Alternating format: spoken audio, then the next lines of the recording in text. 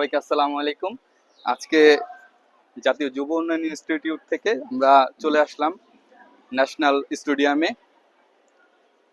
আজকে একটা খেলা চলতেছিল, রাজশাহী বনাম রংপুর। তো সেই খেলাটা দেখার জন্যই মূলত আমাদের এখানে নিয়ে আসা হয়েছে। তো বর্তমানে মেয়েদের খেলা চলতেছে, এরপরে ছেলেদেরটা শুরু হবে।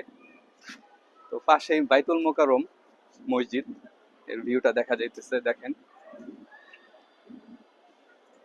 তো অনেক বাতাস লাগতেছে এখানে, প্রচুর বাতাস, ভালোই লাগতেছিল। তো অলরেডি এক এক গোল হয়ে গেছে, তো দেখা যাক কে জিতে।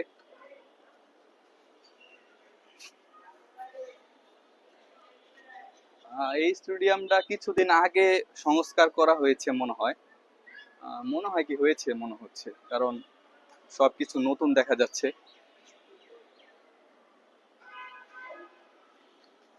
তো এই ছিল আজকের মতন। সবাই ভালো থাকবেন। সবাইকে আসসালামু আলাইকুম।